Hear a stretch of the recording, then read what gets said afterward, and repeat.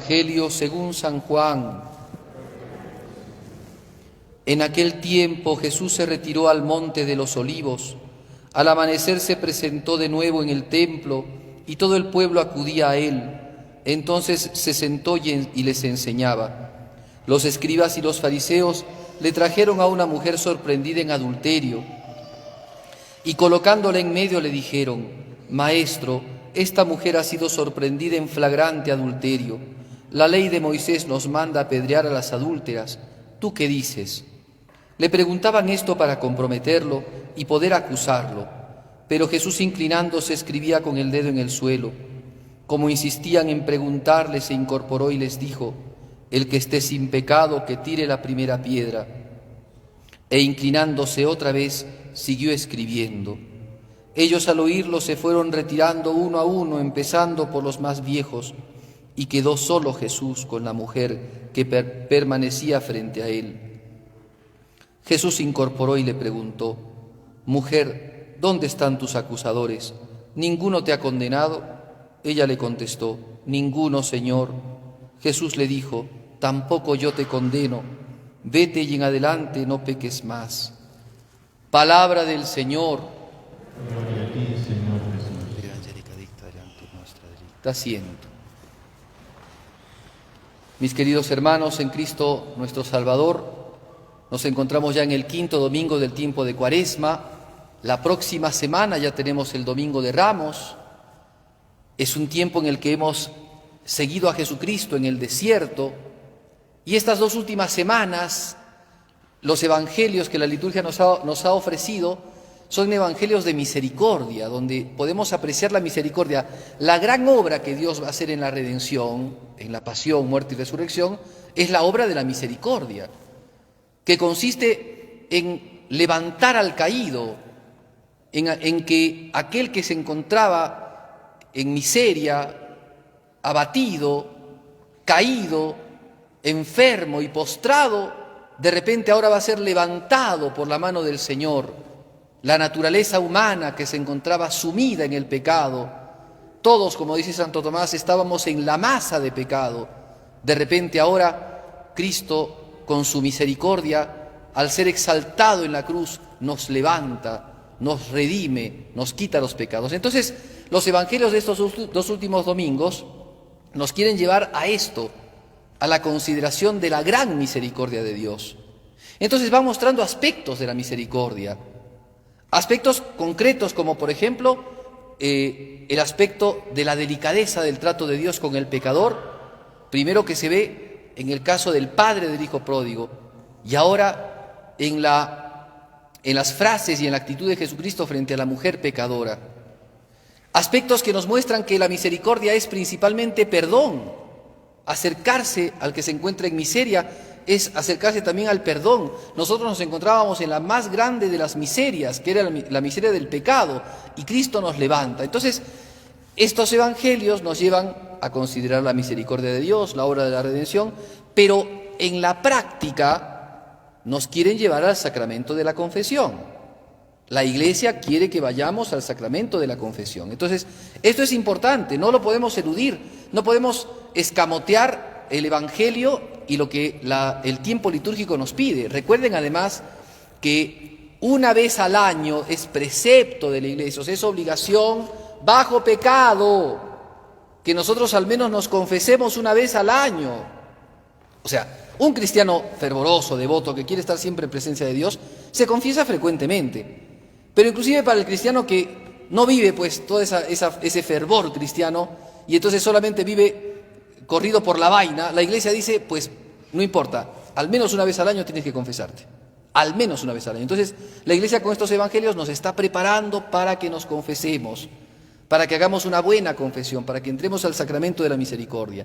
Cosa que cuando lleguemos a la Pascua también concretemos ese otro precepto que la Iglesia nos pide, que es comulgar al menos por Pascua de Resurrección, una vez al año, ¿no? Al menos por Pascua de Resurrección tendríamos que comulgar. O sea, un cristiano devoto comulga todos los días, comulga todos los domingos, pero al menos, aunque no comulgues todos los domingos, o sea, lo mínimo, así como lo mínimo es la abstinencia y el ayuno del miércoles de ceniza y el viernes santo, que es el mínimo, Así también el mínimo para un cristiano es que comulgue al menos, ¿no?, una vez al año en fiesta de Pascua y Resurrección. Si no comulgamos ahí, evidentemente no estamos mostrando ni siquiera un poquito de cordura de vida cristiana. Entonces, para prepararnos a esto, a esta cosa tan hermosa que es la Pascua, la fiesta de la muerte y resurrección del Señor, la fiesta de la misericordia, la gran misericordia, la semana mayor de la Iglesia entonces nos prepara. ¿Cómo nos prepara? Confesión, ¿no? Nos pide que nos confesemos, nos arrepintamos de nuestros pecados y vayamos al sacramento, al tribunal de la misericordia de Dios. Entonces, la semana pasada hemos escuchado la parábola de Hijo Pródigo, preciosa parábola que tanto nos enseña. Y ahora nos pone el Evangelio en contacto con esta escena, que es la escena de la mujer pecadora encontrada en flagrante adulterio, que para San Agustín es la misma María Magdalena, ¿no? Otros autores dicen que no, que era otra mujer, etcétera, pero San Agustín dice es María Magdalena. El hecho es que la encontraron en flagrante adulterio. Y vamos a empezar a hilvanar un poquito, ¿no?, encontrar un poco de sentido a varias cosas que el Evangelio nos dice, que no nos las dice por gusto. Primero, Jesús dice que se había retirado al Monte de los Olivos. Por tanto, cuando fue Jesucristo al Monte de los Olivos a rezar antes de su pasión, no fue la única vez que había ido. Jesús frecuentemente iba al Monte de los Olivos a rezar.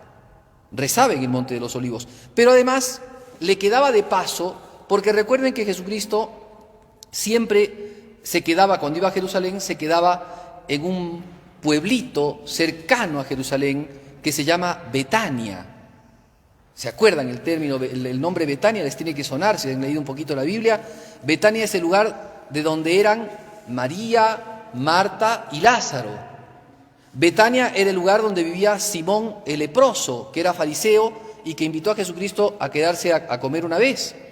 Betania fue ese mismo lugar en donde cuando Simón el leproso le hizo comer a Jesucristo, vino la mujer pecadora, María Magdalena también dice San Agustín, y se puso a llorar en los pies de Jesucristo y secó sus lágrimas y lo mojado de los pies de Jesús con sus cabellos, ¿no?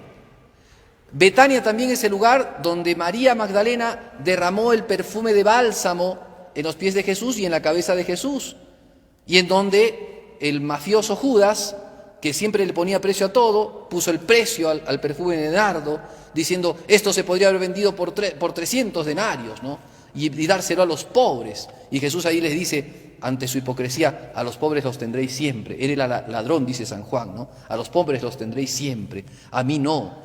Esta mujer se ha adelantado a mi sepultura. ¿A quién se lo decía? Se lo decía exclusivamente a Judas, que era el que estaba tramando, ya había tramado la muerte de Jesús allí, ¿no? Posiblemente esa lectura la tengamos el día martes santo, pero ya la podemos nosotros ir meditando. Eso es Betania, ¿no? Es el lugar donde Jesús resucitó a Lázaro. También en las últimas, en los domingos quintos del tiempo de Cuaresma, me parece que es en el ciclo B, estamos en el ciclo C ahora, se lee la lectura de la resurrección de Lázaro. Pues bien, eso es Betania. Era un pueblito chiquito, era un pueblito, un pueblito residencial, una zona, de gente adinerada. Ahí vivían muchos sumos sacerdotes, muchos escribas, era gente de plata, la gente que vive en Betania. Jesús se quedaba en el Monte de los Olivos y como lo alojaban a él Marta y María y Lázaro, entonces también se quedaba en Betania y después se iba a Jerusalén cuando estaba por esa zona. Sabemos que 3 veces Jesús pasó por Jerusalén, ¿no? La tercera fue la semana de su pasión. Ahora bien, Jesucristo vuelve entonces de los Olivos, de Betania, vuelve a Jerusalén y está predicando. Entonces tenemos que imaginarnos la escena, Cristo predicando en Jerusalén, sus apóstoles, la gente que se le agolpaba, y de repente un tumulto de gente, un tumulto de fariseos, de escribas, de doctores de la ley, de sacerdotes judíos, arrastrando, ¿no?, empujones, con golpes y demás, a la mujer que va a ser apedreada. Eso tenemos que imaginarlo también. Entonces Jesús está predicando mansamente, ¿no?, está predicando el Evangelio, la verdad, la palabra de Dios, y de repente es interrumpido por estos impertinentes que iban a matar a la mujer. Si querían matarla, pues que la maten, pero querían matarlo también a él. Por eso fueron a buscarlo, porque ellos sabían qué tenían que hacer. Pero fueron a buscar a Jesús para matar a Jesús. Recuerden que estos enemigos de Cristo de una y mil maneras buscaban la forma de capturarlo. Durante estos días, si ustedes han participado de misa de semana, hemos escuchado en distintos evangelios, principalmente en San Juan, que querían capturarlo, que querían apresarlo, pero no había llegado su hora. O Jesús se escondía, se iba para no ser capturado. Buscaban la muerte de Jesús desde siempre. Herodes, no había nacido Jesús y ya Herodes quería matar al niño, imagínense ustedes. Bueno, querían matar a Jesús.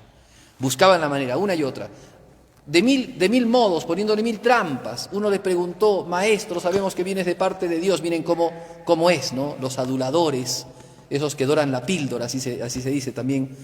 Le dicen: sabemos que vienes de Dios y no te importa lo que dicen los hombres. ¿Es lícito pagar el impuesto al César? Querían entregarlo a Pilato. Por eso le decían eso, ¿no? Bien, y así también, bueno, muchas cosas. Y aquí, una vez más, quieren capturar a Jesucristo y quieren ponerle una trampa. Por eso dice el texto, ¿no? Querían tentarlo. Así como el demonio tienta, así hay personas que tientan. Eso también es importante tomarlo en cuenta, ¿eh? Así como el demonio nos tienta de una y mil maneras, hay personas, hay seres humanos que le hacen el caldo gordo al demonio y también tientan al prójimo. Entonces, estos enemigos de Cristo querían tentarlo.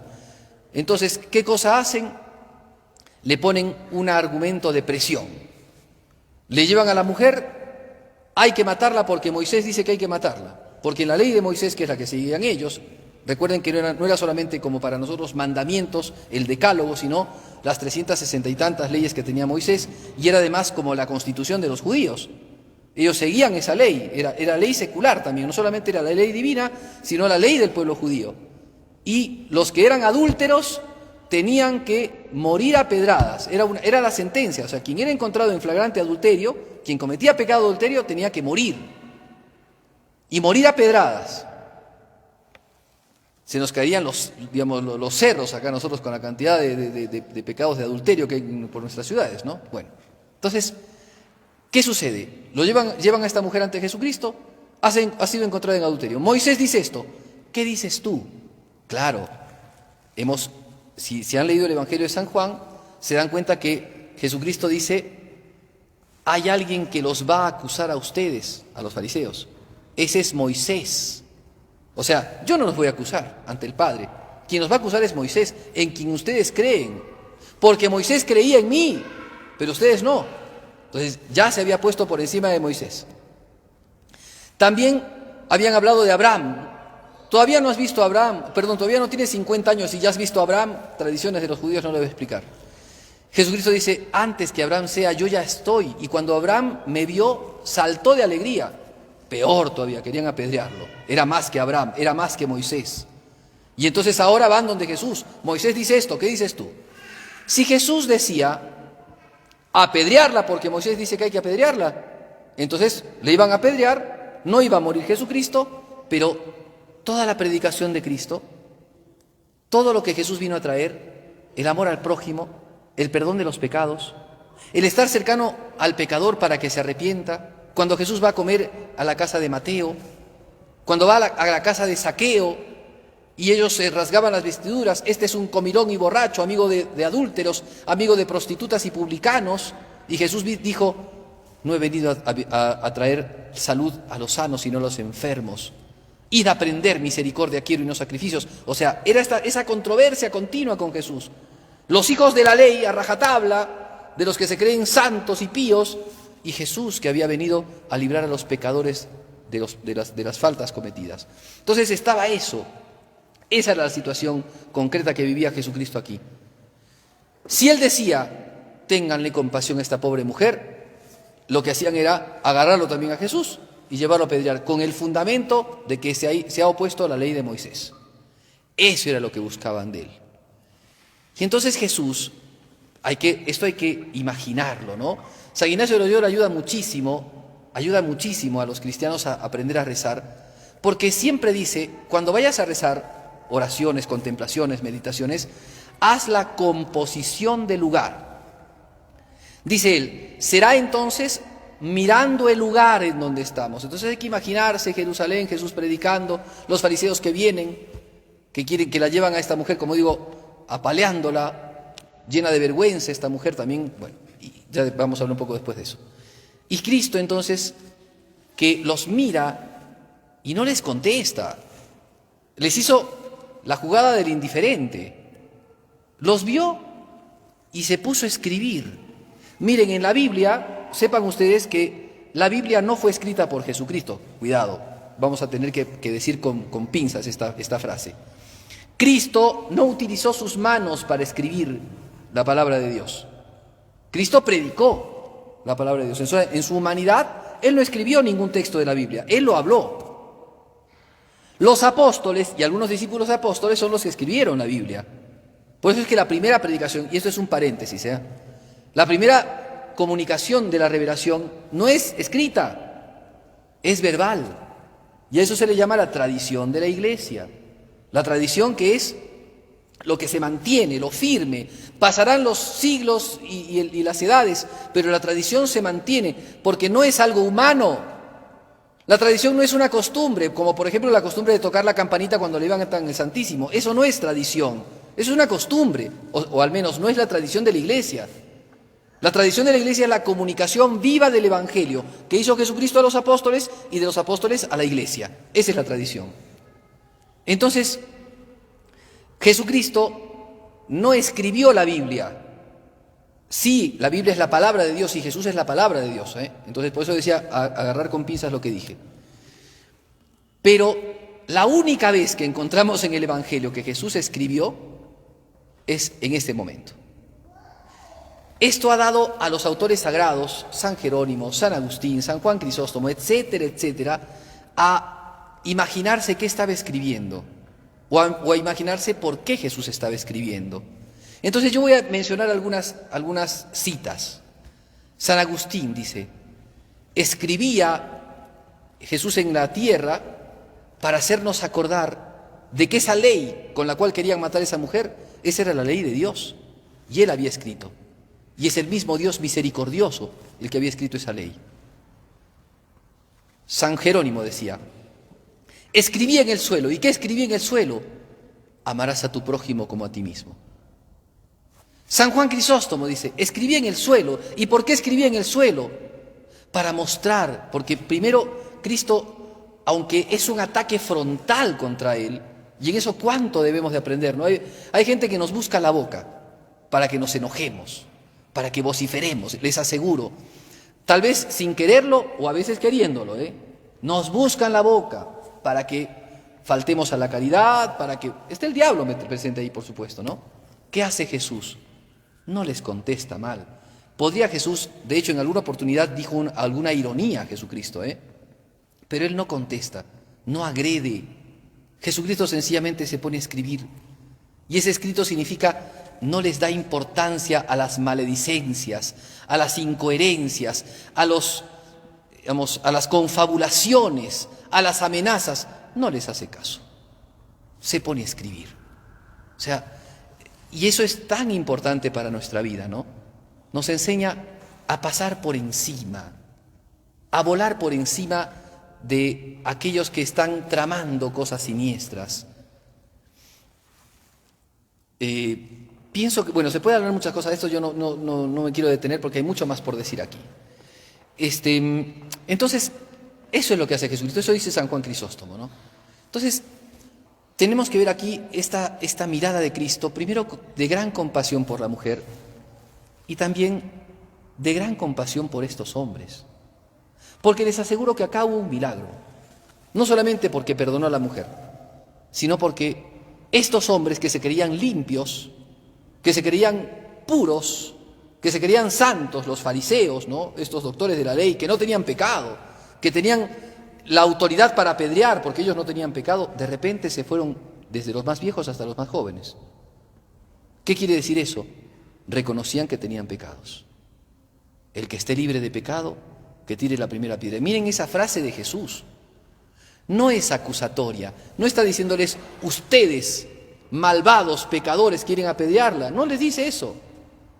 No acusa a Jesús, perdona, pero advierte. ¿Estás libre de pecado? Bueno, apedrea. Pero si no lo estás, quítate esa máscara de la cara, aparta de tu corazón la hipocresía. Eso es lo que Jesucristo les dijo. ¿Quién puede juzgar? Es cierto que es ley, por supuesto. ¿Y quién tiene que juzgar? Dios. Dios es el juez, porque es el que no tiene pecado. ¿Se acuerdan de esa frase que Jesucristo dijo? Si quieres quitar la pajilla del ojo ajeno, quita primero la viga de tu ojo. Porque luego, y dice así, ¿no? Hipócritas. Así dice Jesucristo, ¿eh? Hipócritas. No quieras quitar la pajilla del ojo de tu prójimo sin antes haber quitado la viga del tuyo. Eso es lo que Jesucristo les dijo y nos dice a nosotros. Porque nosotros, para tirar piedras, somos realmente como David, ¿no? Expertos. Matamos a todo el mundo con las piedras que tiramos. Porque no vemos nuestro corazón. No juzgamos nuestra vida. Juzgamos al prójimo. Que este es así, que este es asá, que este fulano que hizo, que asá. ¿Y nosotros? ¿Qué cosa cuando uno encuentra, por ejemplo, un cristiano que dice, no, yo no cometo pecados? O si cometo pecados son muy ligeritos, son muy pequeñitos, ¿no? Qué pena cuando no examinamos nuestra conciencia como corresponde. Miren, este tiempo de Cuaresma tiene que habernos abierto los ojos para poder mirar determinados pecados que sí cometemos, pero por omisión. Por ejemplo, ¿qué dice la Escritura? El ayuno que yo quiero es parte tu pan con el hambriento. ¿Ustedes creen que si no partimos nuestro pan con el hambriento, estamos libres de pecado? ¿Ustedes creen que los pecados solamente consisten en no hacer tal cosa? No mentir, no robar, no fornicar, no mirar a la mujer de tu prójimo, al cónyuge de tu prójimo. No, ¿es eso nada más? No. Cristo cuando nos vaya a juzgar, recuerden ustedes el Evangelio de San Mateo. Malditos id al fuego eterno. ¿Por qué, Señor? ¿Porque mentiste? No. ¿Porque robaste? No. Porque tuve hambre y no me diste de comer. Porque tuve sed y no me diste de beber. Porque no fuiste misericordioso. Entonces este tiempo de Cuaresma tiene que habernos despertado el corazón, habernos abierto los ojos. ¿Somos misericordiosos? Y si no somos misericordiosos, ¿creemos que vamos a alcanzar la vida eterna? Y si no somos misericordiosos, ¿creemos que estamos limpios de pecado? Por eso Jesucristo dice aquí, ¿no? Claro, solamente dijo, el que esté sin pecado que tire la primera piedra. Dios mío, Jesús allí nos pegó un sable a nosotros, ¿no? Y de hecho no es una frase mía. San Agustín dice, nos lanzó una flecha del tamaño de una lanza. Así dice San Agustín. O sea, una saeta al corazón del tamaño de una lanza. Para que no juzguemos, para que no caigamos en hipocresía, para que no seamos fatuos y no andemos mirando el pecado del prójimo cuando son muchos nuestros propios pecados. Y miren ustedes, ¿no? Les decía, uno encuentra esas comparaciones o esas contradicciones, ¿no? Entre aquellos que viven diciendo, yo no cometo pecados, ¿qué pecados voy a cometer si no tengo tiempo de cometer pecados? No cometo pecados. Y por el contrario, los santos, podría ponerles un montón de ejemplos, se me ocurre a la cabeza un ejemplo que siempre me llamó la atención. En la biografía que escribe el padre Trochu sobre el santo cura de Ars, San Juan María Vianney, cuenta que 3 veces San Juan María Vianney se escapó de su parroquia, loco, se escapó de la parroquia, con una razón, con una intención, ir a llorar sus pecados. Y Trochu, que es un hombre bastante ecuánime, dice, no entendemos de qué pecados hablaba, porque la gente testimoniaba que los únicos pecados de los que conocía San Juan María Vianney era cuando iba al confesionario a confesar. O sea, la gente no veía que cometía pecados. Inclusive había gente pesada que iba a molestarlo, les aseguro, eso lo cuenta Trochu. Lo iba a molestar al cura de Ars. Y le iba a pedir cosas impertinentes, ¿no? Cosas, bueno. Y él tenía carácter fuerte. Y dice que tenía un pañuelito. Siempre estaba el cura de Ars con un pañuelito. Y siempre lo tenía en la mano. Y dice que se ponía con las manos atrás, ¿no? No voy a contar el cuento de Castillo con el pollo, no se preocupe. Pero se ponía con las manos, dice, agarrando el pañuelito. Y cuando la gente le decía cosas impertinentes, cosas que él le daba vuelta al pañuelito. Y le daba vuelta al pañuelito. Y le daba, o sea, descargaba, porque él era temperamental, descargaba su animosidad, su enojo, descargaba con el pañuelito, pero no faltaba jamás el respeto ni la caridad a la gente, jamás. Entonces miren ustedes, él se creía lleno de pecados y por eso quería ir a llorar sus pecados. Y nosotros nos pensamos, y él que conocía el pecado solamente en el confesionario, y nosotros nos pensamos libres de pecado. Quitémonos la venda de los ojos, quitémonos la careta de la hipocresía. No tiremos piedras al prójimo, miremos principalmente nuestra viga que tenemos en el nuestro, ¿no? Bueno, y después, con esto termino, no os aburro más. Y después está el tema de la presencia de Jesús con la mujer, que es la parte, pienso, más hermosa, más grande de este pasaje bíblico, ¿no? Cristo y la mujer. San Agustín dice, se encontraron la misericordia y la miseria.